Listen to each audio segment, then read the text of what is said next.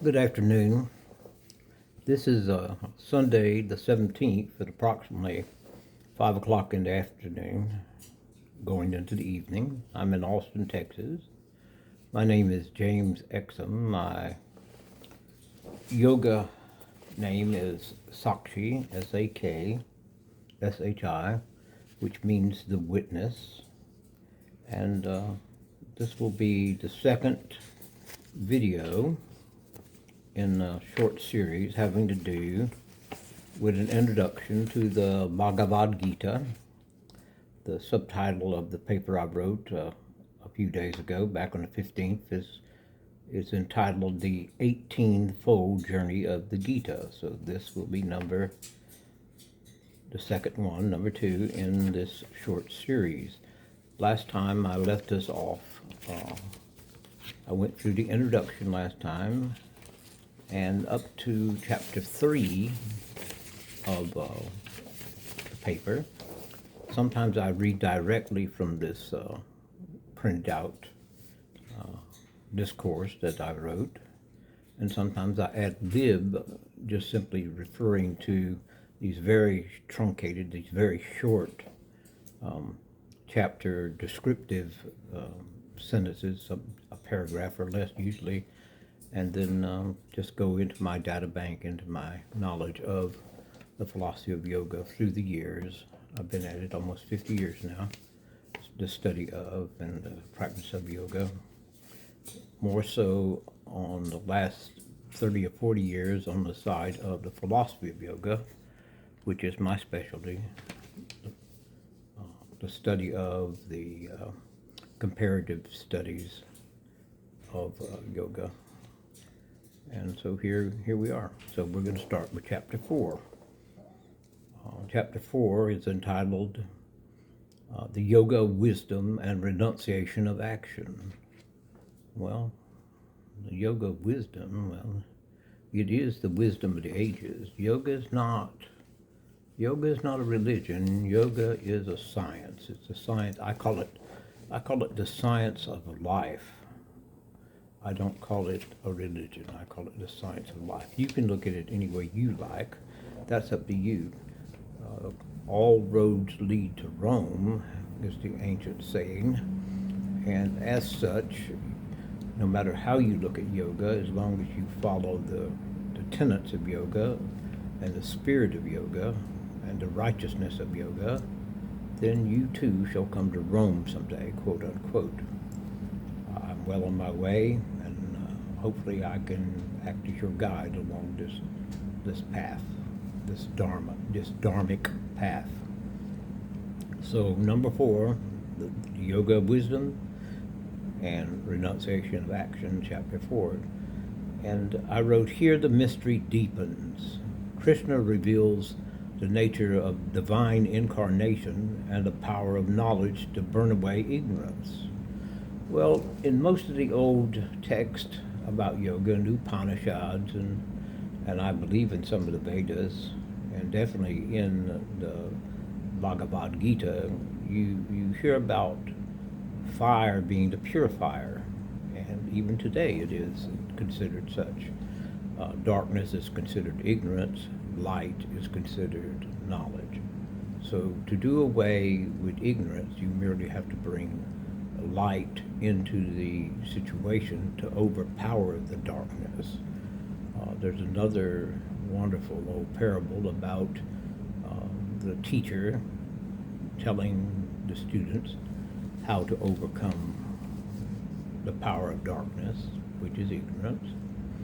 And he simply tells them, and this is in the olden days, he says, take your lantern and don't place it in the windowsill, but place it on the lintel, the dividing board between the outside world and the entrance to your home, that board in your threshold. And one student, of course, raised their hand or just remarked, without being recognized, who knows, it doesn't matter, and asked the teacher, well, guru, which means teacher, why would you place it like that? And the guru responds from his deep well of knowledge and his memory of the sacred text, he says, well, there's a very important reason, and the reason is this. If we place the light at the entryway to your home, then not only are we able to function within the home, this is all allegory now, of course, not only would we be able to function within the home, but we could also shed the light and make the darkness regress outside the entrance to our home. In other words, we're sharing the light with the world, plus we're using it for our own functional abilities within our world. We're sharing it. So it's a two for one, so to speak, as they say nowadays. Well, that's enough off the path. Let's get back onto the path. And so he says, he revealed the nature of divine incarnation and the power of knowledge to burn away ignorance. Well, if you remember the story from the first video, Krishna and Arjuna are at the great field of battle. They're right at the edge of it. The battle has not begun yet. There are relatives there, there are friends there, there are a lot of alliances are out on that battlefield, but now they're facing each other in sort of a social family, between family members, civil war. And Arjuna is despondent. He's one of the great princes, one of the warriors. I believe he's a prince, one of the warriors, and he's a great archer, but he finds himself afraid. He finds himself paralyzed against the act of warring with his friends, family, former teachers, and nephews and uncles and whomever is out there. And so he asked his driver, who at this moment is Krishna incarnate, the God incarnate as in human form, acting as a driver and his advisor. He asked him, my hair's standing on end. I think that's a direct quote from the Bhagavad Gita, the first time I think that was ever written down, that exact phrase. We've heard of it in our lifetimes. And then at that point, Krishna steps in as the teacher, as the guru to the student, and starts introducing the philosophical concepts of yoga to that young man in his moment of distress. And this is why it says in here, as the mystery deepens, Krishna reveals the nature of divine incarnation and the power of knowledge. Well, divine incarnation is what he is performing at that moment as a visible human form, there to assist and to teach Arjuna, the human, the archer, the family member, and a member of the royal family. And this knowledge to burn away ignorance, that's the fire. One of the old quotes from the sacred text is, you burn the kernel, the seed, and that extinguishes any future ignorance that might have grown from that seed. If it's a bad seed, it turns out to be a bad entity. If it's a good seed, it should turn out to be a good entity. And here, now, also within this paper, I'm using Shankara, who is the great commentator on the Gita and several other books. And he was a prodigy. His father died early, as I said in the last one. And he, at the age of 8, 10, 12, he's already traveling the country of India, and he's engaging in arguments with the wise men, the rishis, on the subject of the Gita. So the prodigy later becomes the commentator. I am a commentator on the philosophy of yoga. That is I also write papers on this and have written even a book or two about it. I'm in my second or third book now. Okay, well, part of the second and the beginning of the third simultaneously. excuse me, I'm a busy old man, as they say. I don't, the rocking chair does not have, there's not a rocking chair in this semi-retirement community where I live with people that are over 55 that has a brass plate on the back of it that has my name. I can assure you of that. So Shankara points to the transformative fire of wisdom, and I explained what is meant by that. So now the second part of these explanations of each chapter is my viewpoint on the interpretation of each one of these chapters, and I do it in a much more, not a much more, but in a contemporary voice, contemporary descriptive, using contemporaneous descriptive phrases. So I agree with Shankara throughout all of the 18 chapters of this book. And in this, the fourth chapter, I simply say, he says it's the transformative fire of wisdom by burning away ignorance. I say, letting go of the baggage you've carried most of your life.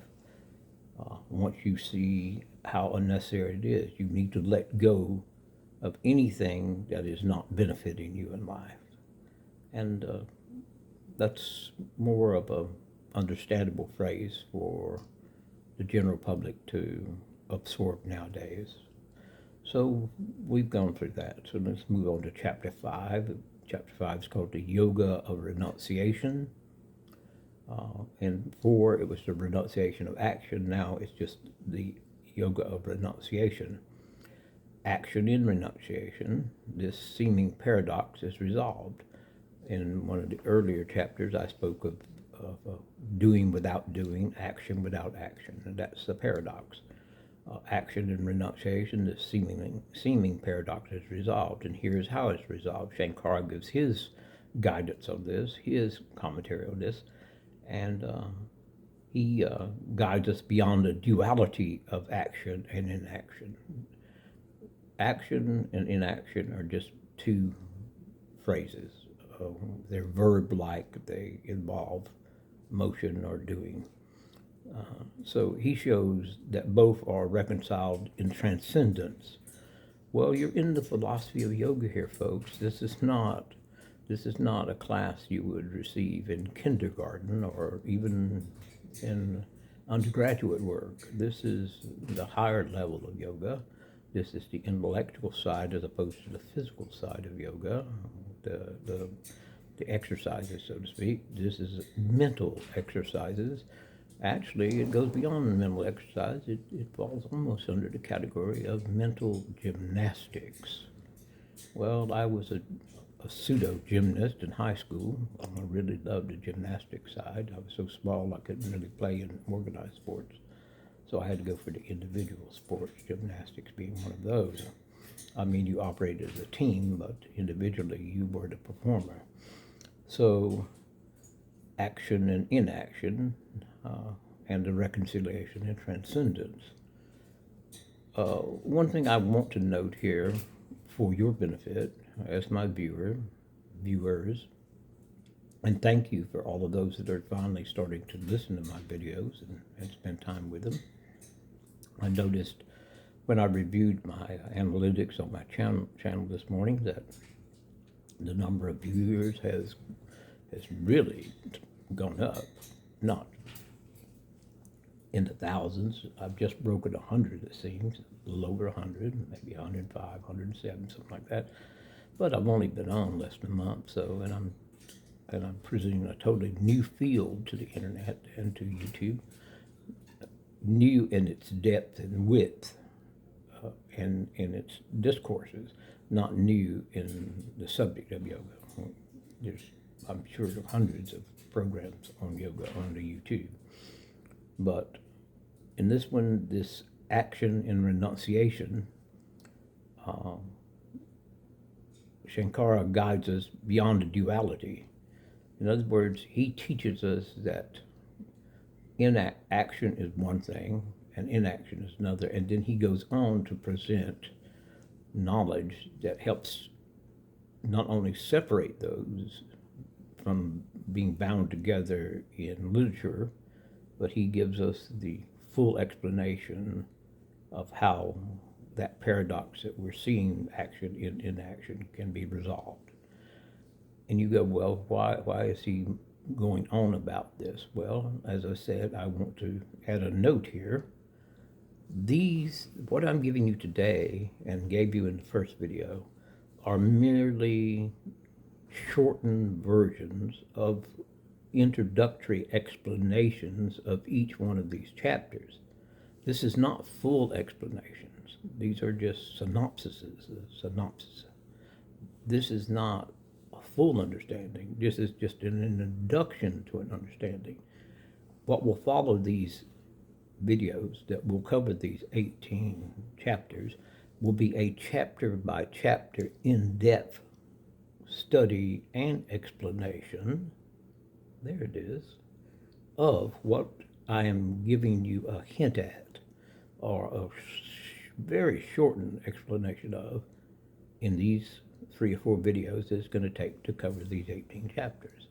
So keep that in mind, please. This is not the lesson. This is the introduction to these chapters. This is not the full course. This is the first day or two of the course. Thank you for understanding that. I hope I didn't go too far there. So he's talking about the duality of action and inaction. I'm talking about Shankara now, the great commentator.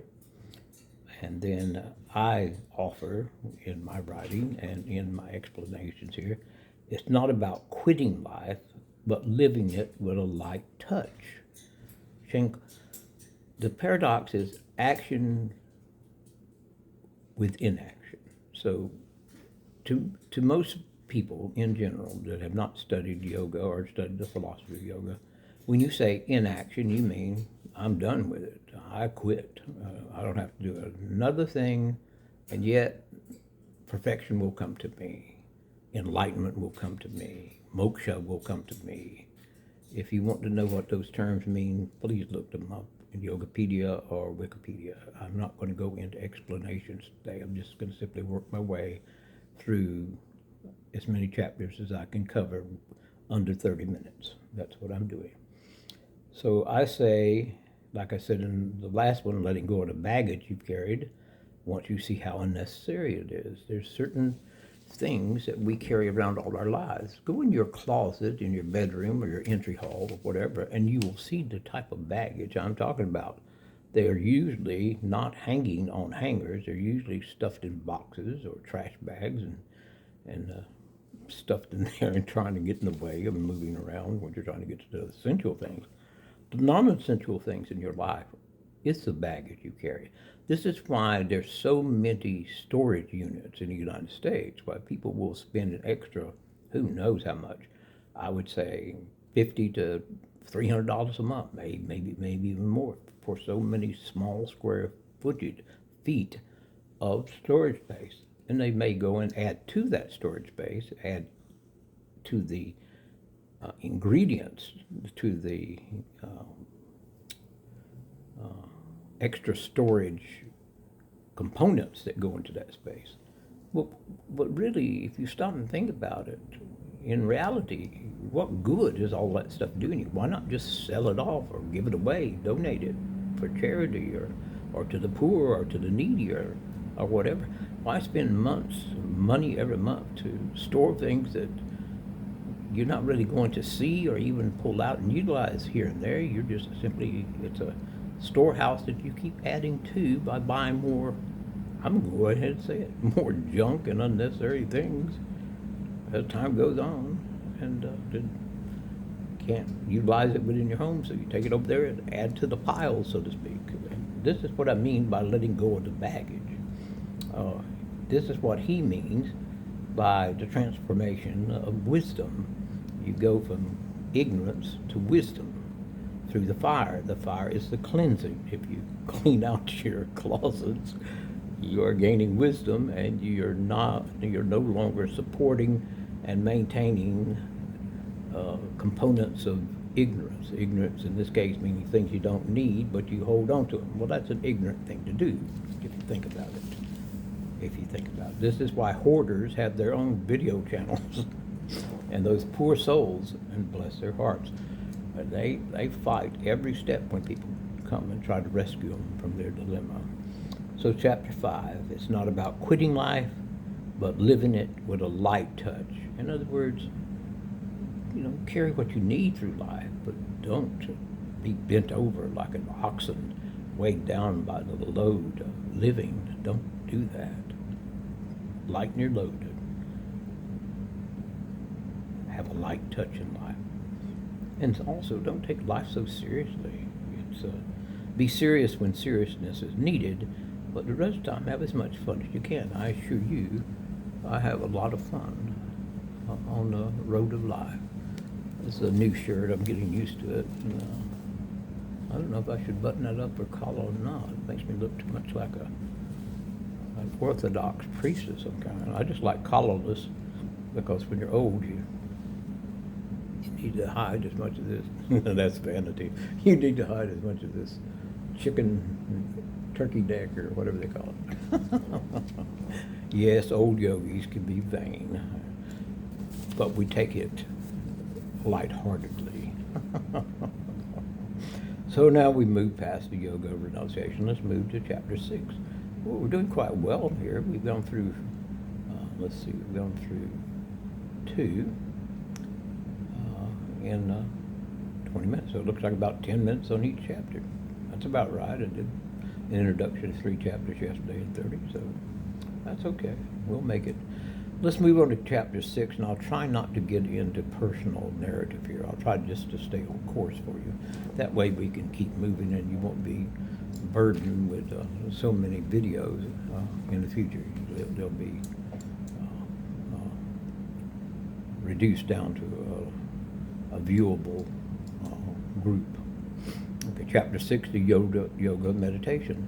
The mind is the battlefield. There's a great battle going on with Shankara, with Arjuna and Lord Krishna, and the relatives and the friends and the teachers. So I started off by saying the mind is also a battle. Shankara sees meditation as the royal road to self-realization. Well, I advise, just sit, breathe, notice the thoughts, but don't invite them to come over and spend the afternoon with you. When I'm meditating, the mind is the battlefield, and in the mind you have quiet periods. In life you have quiet periods that you could just sit and watch the mind. The mind to me is like a river, a local river, and the thoughts are like things floating on the surface of the river, and they float through your area, your peripheral vision from side to side, and you can consider what you're looking at and utilize it or pass on it, just let it go, because you've already seen it a few times or it's of non-importance. So you can let it go. That's basically what meditation is.